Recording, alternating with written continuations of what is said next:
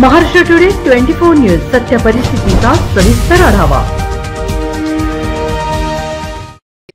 प्रकाश आंबेडकरांचं वक्तव्य सोमनाथ सूर्यवंशी मृत्यू प्रकरणात सरकारच आरोपी आहे। त्यामुळे सोमनाथ सूर्यवंशी मृत्यू प्रकरणी पहिली सुनावणी पार पडल्यानंतर डॉक्टर प्रकाश आंबेडकर नेमकं काय म्हणाले? सोमनाथ सूर्यवंशी मृत्यू प्रकरणी पहिली सुनावणी झाल्यावर काय म्हणाले प्रकाश आंबेडकर?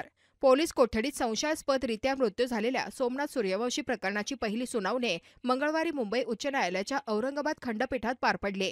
या प्रकरणी आता प्रकाश आंबेडकर यांची प्रतिक्रिया समोर आली आहे। डॉक्टर बाबासाहेब आंबेडकर यांच्या पुतळ्यासमोरील संविधानाच्या प्रतीची विटंबना झाल्यानंतर परभणीत हिंसाचार उसळला होता। यानंतर पोलिसांनी काही जणांना अटक केली होती। यापैकी सोमनाथ सूर्यवंशी याचा पोलीस कोठडीत मृत्यू झाला होता। पोलिसांच्या मारहाणीमुळे सोमनाथ सूर्यवंशी यांचा मृत्यू झाल्याचा आरोप झाला होता। मात्र राज्य सरकार आणि पोलीस प्रशासनाकडून हे सर्व आरोप फेटाळण्यात आले होते। या पार्श्वभूमीवर सोमनाथच्या मृत्यू प्रकरणात दोषी पोलिसांवर कारवाई व्हावी यासाठी सोमनाथ यांच्या आईने उच्च न्यायालयात याचिका दाखल केली। या याचिकेवर आज पहिली सुनावणी पार पडली असून यावेळी सोमनाथ सूर्यवंशी यांच्या आईच्या बाजूने वंचित बहुजन आघाडीचे प्रमुख प्रकाश आंबेडकर यांनी स्वतः युक्तिवाद केला। त्यानंतर माध्यमांना याबाबत माहिती दिली। सोमनाथ सूर्यवंशी मृत्यू प्रकरणी काय म्हणाले प्रकाश आंबेडकर? आज न्यायालयाने कस्टोडियन डेटच्या संदर्भात मॅजिस्ट्रेटने चौकशी करावी अशीच तरतूद आहे। मात्र त्यांच्या निर्णयानंतर कुणी आणि कसा निर्णय घ्यायचा, पुढची चौकशी कशी करायची या संदर्भातला कायदा अपुरा आहे। त्यामुळे आम्ही न्यायालयाला सांगितलं की सोमनाथ सूर्यवंशी न्यायालयीन कोठडीत असताना त्यांचा मृत्यू झाला आहे। त्यामुळे पुढील कारवाई असेंब्ली किंवा पार्लमेंट करीत नाही तोपर्यंत पुढची कारवाई कशी झाली पाहिजे याच्या गाईडलाईन्स कोर्टाने दिल्या पाहिजे।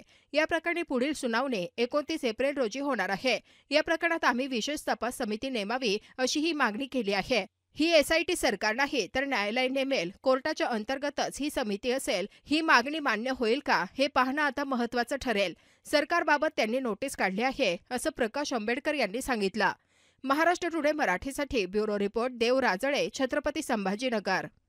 आणि काय निकाल देण्यात नोटिसीचं काय सांग? आज जे आहे कस्टोडियल डेथच्या संदर्भात मॅजिस्ट्रेटने इन्क्वायरी करावी एवढं एकच प्रावधान आहे।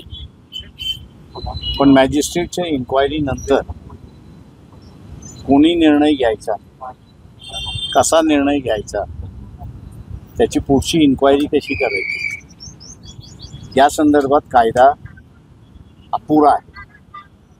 आणि म्हणून आम्ही असं कोर्टाला असं म्हटलं की याच्यामध्ये सोमनाथ सूर्यवंशी हे कोर्टाच्या कस्टडीमध्ये असताना त्यांचा मृत्यू झालेला आहे। तेव्हा पुढची कारवाई जोपर्यंत असेंब्ली करत नाही किंवा पार्लमेंट करत नाही तोपर्यंत कोर्टाने नियमावली तयार करून पुढची कारवाई कशी झाली पाहिजे याची गाईडलाईन्स गेट डाऊन करावी। त्या संदर्भात असं कोर्टाने मान्य केलं आणि 29ला हिअरिंगला ठेवलेलं आहे। शासनाला त्यांनी नोटीस काढलेली आहे का तिथे आम्ही असं SITची सुद्धा मागणी करतो की SIT नेमण्यात यावी। पण ही SIT सरकार नेमणार नाही तर कोर्ट नेमेल आणि ती कोर्टाच्या अंडर राहील असं आम्ही प्रेयर त्या ठिकाणी केलेलं आहे। आता कोर्ट ग्रांट करतं का ते बघणं महत्त्वाचं। कन्सिडर केले असं कोर्टानं म्हटलं नाही। कन्सिडर ते आमची कन्सिडर म्हणजे ती नोटीस काढली म्हणजे त्यांनी कन्सिडर केलं हे होतंच। बदलापूर प्रकरणाचे तुम्ही समर्थन सांगितलेलं आहे, नेमकं दोन्ही सिव्हिल कशा ते बदलापूरमधली सुद्धा कस्टोडियल देत आहे। पण बदलापूरच्या ह्याच्यामध्ये असणारं एमिनेस क्युरिया म्हणजे त्या आई वडिलांनी ती पिटिशन विड्रॉ केलेली आहे, कोर्टाने माणूस उभा केलेला आहे आणि त्यांच्या मार्फत कोर्ट चालवत आहे।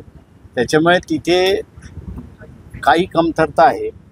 ती कमतरता मला वाटतं या पिटिशन मार्फत आम्ही असणारा दुरुस्त करू एवढं त्याच्यामध्ये आहे। न्यायाधीशांनी सुपरविजन करावं अशी तुम्ही भूमिका घेतलेली आहे। हो, माझं म्हणणं असं आहे की त्याच्यामध्ये आरोपी जो आहे ते राज्य शासनच आरोपी आहे आणि राज्य शासन आरोपी असल्यामुळे इन्क्वायरी कशी होते याचं त्यांना आम्ही असं नमुना दाखवला आणि त्याच्या आधारे आम्ही असं म्हटलं की गाईडलाईन ज्या येतील त्या गाईडलाईन्समध्ये मॉनिटर हे कोर्टाने केलेलं अधिक चांगलं राहील.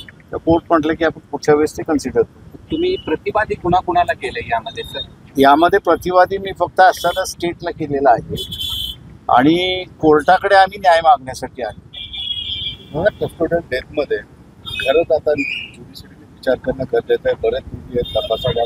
ते 4 वर्षामध्ये महाराष्ट्रामध्ये 876 केसेस झालेले आहेत, पण त्याच्यापैकी कन्व्हिक्शन फारच कमी झालेलं आहे. याचं कारण की पुढे काय करायचं हेच नाही आहे. तो कायदा आम्ही सेटल करून घेऊ असं आम्हाला वाटतं. तुम्ही मुख्यमंत्र्यांना पत्र प्रतिवादीच दिलं? या ठिकाणी आरोपी आहे असं हो, कोर्टासमोर मी पुढच्या वेळेसही मांडणार आहे. किंवा प्रतिवादी म्हणण्यापेक्षा सरकारच आरोपी आहे, किंवा सरकारकडून अपेक्षा कोर्टाने धरणं किंवा पिटिशनरने धरणं योग्य नाही. तेव्हा याला असणारी मस्टरी असणं गरजेचं आहे की जे आम्ही पुढच्या वेळेस कोर्टासमोर ती मांडू. तुम्ही मुख्यमंत्र्याला किंवा राज्य सरकारला पत्र लिहिलंय त्या संदर्भात, कस्टडियल डेथ संदर्भात?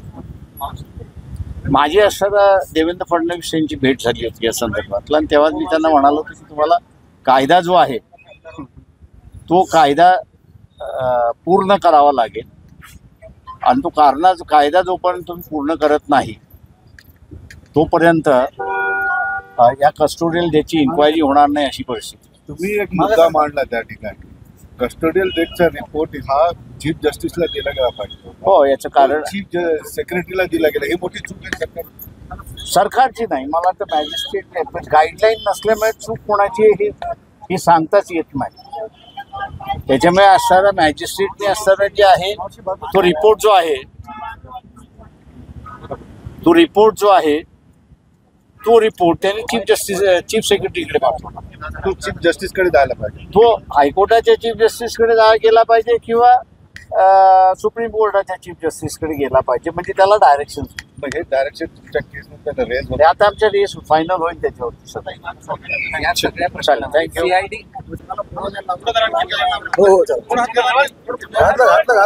काय आपण आपल्या वतीनं प्रकाश आंबेडकर हे स्वतः बाजू मांडतायत. आज पहिली सुनावणी झाली. सर, काय आपली प्रतिक्रिया आहे? समाधानी आहात तुम्ही?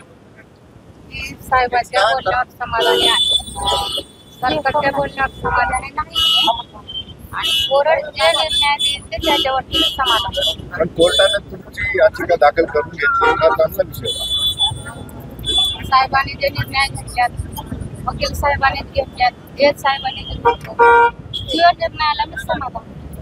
आणि जोपर्यंत माझ्या सरकारने ते आरोपीला मोकळं सोडले, त्या आरोपीला लवकरात लवकर तात्काळ ते धरत नाही, त्यांना अटक करत नाही, मग ह्याच्यामध्ये काही अडचण, ते आता काहीतरी अडचण आहे ह्याच्यामध्ये. आई तुम्हाला याचिका वाचून दाखवली असं तुमचं काय म्हणणं आहे नेमकं कोर्टासमोर? याचिका करते तुम्हाला सांगता येईल?